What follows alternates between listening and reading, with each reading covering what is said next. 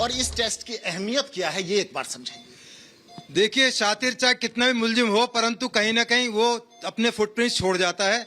इसी चीज की इन्वेस्टिगेशन के लिए पुलिस बड़े केसेस के, नॉर्मल केसेस के अंदर नहीं, उसमें 3 तरह के टेस्ट कराती है। एक नार्को एनालिसिस टेस्ट होता है, दूसरा पोलोग्राफी टेस्ट होता है जिसको साधारण भाषा में सच झूठ पकड़ने वाली मशीन बोला जाता है, तीसरा होता है ब्रेन मैपिंग। अब नार्को एनालिसिस टेस्ट के अंदर एक ट्रुथ सीरम होता है, वो पेशेंट को दिया जाता है जिससे कि वो अचेतन अवस्था में, अनकॉन्शियस पोजीशन या सेमी कॉन्शियस पोजीशन में पहुंच जाता है। तो एक इन्वेस्टिगेटिंग ऑफिसर है और उसके लिए तमाम लोग मौजूद होते हैं, वो एक क्वेश्चनायर के थ्रू उससे सवाल करते हैं, क्योंकि इसकी बाकायदा एक अदालत से अप्रूवल लेनी पड़ती है। और सबसे इंपॉर्टेंट है कि आफ्ताब की अप्रूवल ली गई, क्योंकि उसकी बिना कंसेंट के दिल्ली पुलिस वाले या डॉक्टर्स उसकी नार्को एनालिसिस टेस्ट नहीं कर सकते, क्योंकि सुप्रीम कोर्ट का भी मामला जुड़ा हुआ है। सुप्रीम कोर्ट ने कहा है कि बिना सब्जेक्ट की परमिशन के आप कोई भी उसकी बॉडी के खिलाफ जो एविडेंस है उससे आप प्रिक्योर नहीं कर सकते। हमारे साथ एक डमी सब्जेक्ट भी है, और जिस तरीके से मैं आपसे जानना चाहता हूं कि ये जो नार्को टेस्ट है ये शुरू कैसे होगा, किस तरीके के इक्विपमेंट्स की जरूरत होती है इस नार्को टेस्ट के लिए? ये जो टेस्ट है नार्को यानी एनेस्थेटिक, तो ये एनेस्थेटिक टेस्ट होता है जिसमें कि ये जो ट्रूथ सीरम, जैसे एसीपी साहब ने बताया कि ट्रूथ सीरम दिया जाता है, तो ये एनेस्थेटिक एजेंट इस पेशेंट को एडमिनिस्टर करा जाता है इंट्रावीनस, जो नसें हैं उनके माध्यम से एडमिनिस्टर करा जाता है एक क्वालिफाइड एनेस्थेटिस्ट की प्रेजेंस में, जो कि हमारे साथ डमी तौर पे डॉक्टर अनुज हैं। तो पेशेंट को ये एनेस्थेटिक एजेंट दिया जाता है पर केजी बॉडी वेट के हिसाब से दिया जाता है, उसकी लेवल्स होती हैं। बिल्कुल, किस तरीके का जो होगा नशा इसको दिया जाएगा, किस तरीके के एनेस्थीसिया इसको दिया जाएगा, किस मात्रा में दिया जाएगा, इसको कैसे जांचते हैं? देखिए, होता क्या है कि नार्को का, जैसे सर ने, डॉक्टर सौरभ ने हमको बताया, नार्को का मतलब ही एनेस्थीसिया होता है।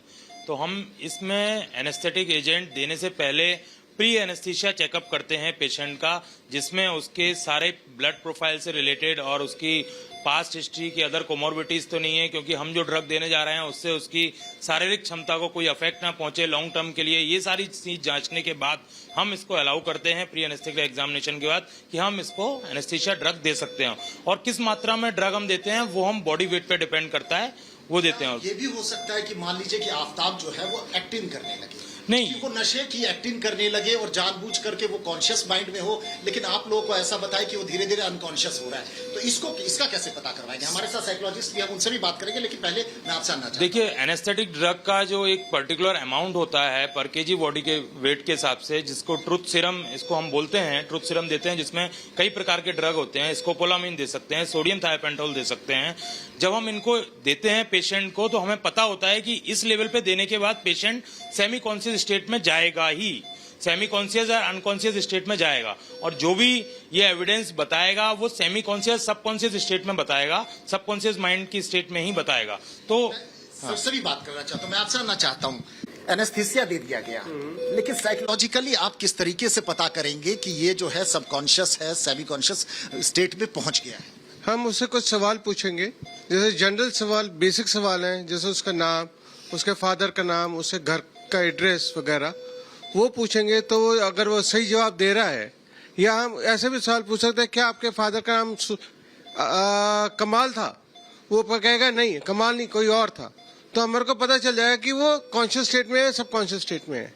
तो जब ये सवाल के जब जवाब मिलने लगेंगे हमारे को, तो हमारे को धीरे धीरे अंदाजा हो जाता है कि वो सेमी कॉन्शियस स्टेट में जा रहा है।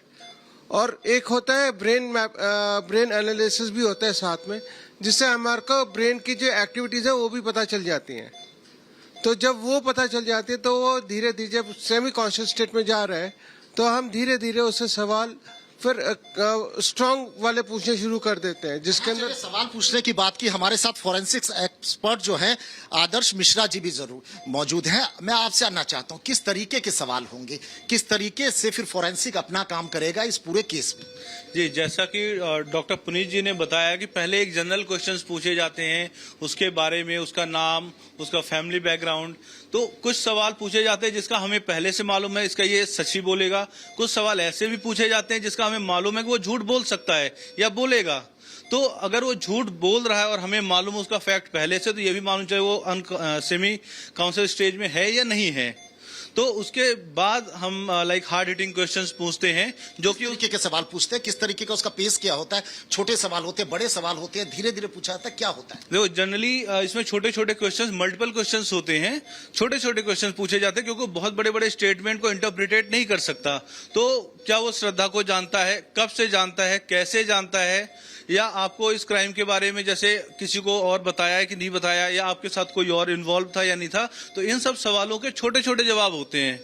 तो ये बहुत इंपॉर्टेंट सवाल भी हैं। एक ही बार में अगर सारी चीजें पूछ लेंगे कि भाई सारी चीजें बताओ स्टार्टिंग से लेकर एंड तक, तो वो नहीं बता पाएगा क्योंकि वो एक अनकॉन्शियस या सेमी कॉन्शियस हमारे स्टेज साथ जो फॉर्मर एसीपी वेद भूषण जी भी मौजूद है। सर, आपका इस तरीके के जो मानसिकता वाले जो क्रिमिनल है उनसे बड़ा पाला पड़ा है, आप तो इनकी मानसिकता को समझते हैं, तो कैसे सवाल हो गए, क्या किस तरीके के सवाल की लिस्ट जो है वो दिल्ली पुलिस से तैयार कर रखी होगी, क्या क्या पूछा जाएगा जो, और आपको लगता है कि किस तरीके के सवाल होंगे जिससे कि एक एक चीज जो है वो रिवील हो इस केस से? देखिए, आफ्ताब जो है, जो हमारा सब्जेक्ट है आज का, वो प्रोफेशनल किलर नहीं है, प्रोफेशनल क्रिमिनल नहीं है, शातिर बहुत है, शातिर बहुत है, दिमाग बहुत है, साइबर को जानता है, शेफ का काम कर चुका है, इंटरनेट की सर्फिंग करना जानता है, डेक्स्टर जैसी सीरीज देखता है, छुरी खरीदता है, उसको पता है बॉडी पार्ट्स को कैसे डिस्पोज ऑफ करना है।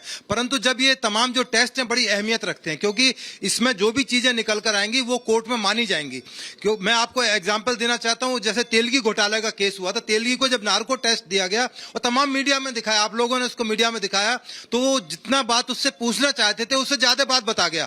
उससे पूछा गया और किस चीज को आपने पैसा दिया, अचानक से वो धीरे से बोला शरद पवार।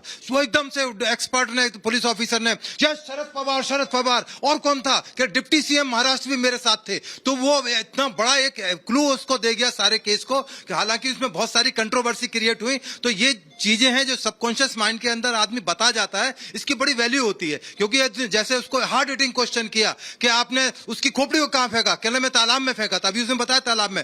आज उसको टेस्ट कर रहे हैं, वो कहेगा मैंने पुलिस को बरगलाने के लिए बोल दिया था, असल में बॉडी तो मैंने एक एमसीडी के ट्रक में जो वेस्ट को ले आने उसमें डाल दी, जैसे कपड़े डाल दिए थे। तो अगर बड़ी लीड मिलती है तो जैसे अभी आपने इसकी बॉडी को हिलाया, तो क्या ऐसे हिला हिला करके बार बार उस सवाल को पूछा जाता है? वो वाइब्रेशन देने के लिए होता है कि बॉडी को कहीं ना कहीं तो रिएक्ट करेगी। आप कहीं टच करते हैं, किसी आदमी शराब पी गया है, नशे के अंदर है, करते हैं तो थोड़ा सा देर के उसकी बॉडी हिल, कहीं ना कहीं मैसेज कहीं